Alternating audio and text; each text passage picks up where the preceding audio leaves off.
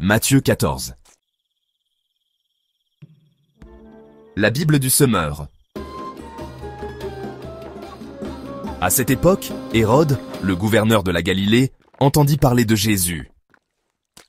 « Cet homme, dit-il à ses courtisans, c'est sûrement Jean-Baptiste. Le voilà ressuscité des morts. C'est pour cela qu'il détient le pouvoir de faire des miracles. » En effet, Hérode avait ordonné d'arrêter Jean, l'avait fait enchaîner et jeter en prison à cause d'Hérodias, la femme de Philippe, son demi-frère, parce qu'il lui disait « Tu n'as pas le droit de la prendre pour femme. » Hérode cherchait donc à le faire mourir, mais il craignait la foule, car elle considérait Jean-Baptiste comme un prophète. Or, le jour de l'anniversaire d'Hérode, la fille d'Hérodias exécuta une danse devant les invités. Hérode était sous son charme, aussi lui promit-il, avec serment, de lui donner tout ce qu'elle demanderait.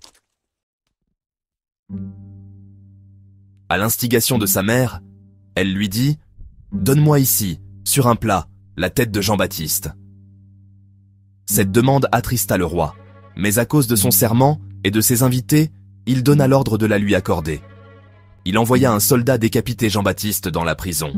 La tête de ce dernier fut apportée sur un plat et remise à la jeune fille qui la porta à sa mère.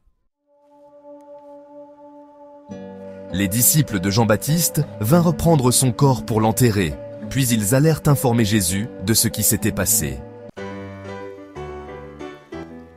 Avec 5 pains et 2 poissons.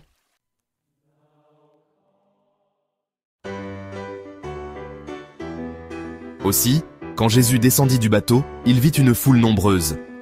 Alors il fut pris de compassion pour elle et guérit les malades.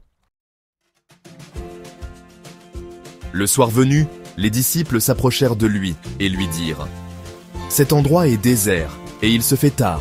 Renvoie donc ces gens pour qu'ils aillent dans les villages voisins s'acheter de la nourriture. » Mais Jésus leur dit « Ils n'ont pas besoin d'y aller. Donnez-leur vous-mêmes à manger. » Mais, lui répondirent-ils, nous n'avons ici que 5 pains et 2 poissons.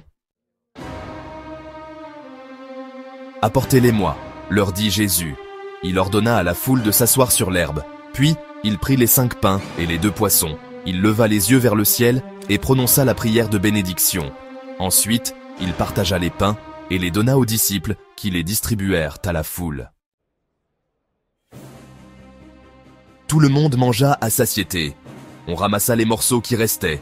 On en remplit 12 paniers. Ceux qui avaient à manger étaient au nombre de 5000 hommes, sans compter les femmes et les enfants.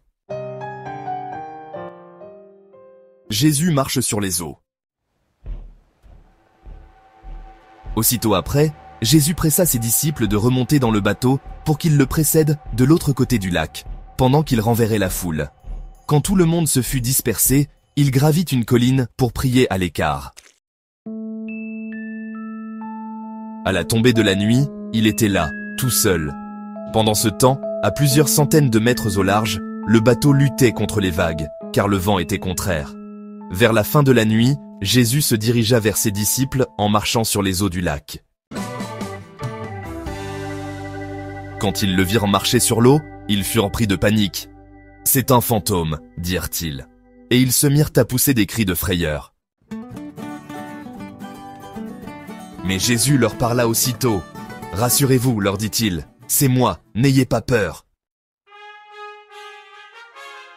Alors Pierre lui dit, « Si c'est bien toi, Seigneur, ordonne-moi de venir te rejoindre sur l'eau. »« Viens, lui dit Jésus. » Aussitôt, Pierre descendit du bateau et se mit à marcher sur l'eau en direction de Jésus.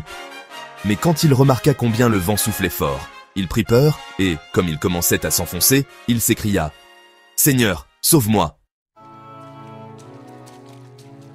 Aussitôt, Jésus lui tendit la main et le saisit.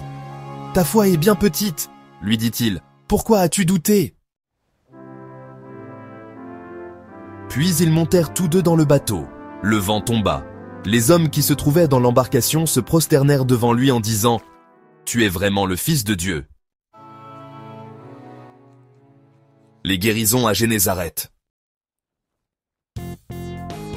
Après avoir traversé le lac, ils touchèrent terre à Génézareth. Quand les habitants du lieu eurent reconnu Jésus, ils firent prévenir tout le voisinage et on lui amena tous les malades. Ils le suppliaient de leur permettre simplement de toucher la frange de son vêtement, et tous ceux qui la touchaient étaient guéris.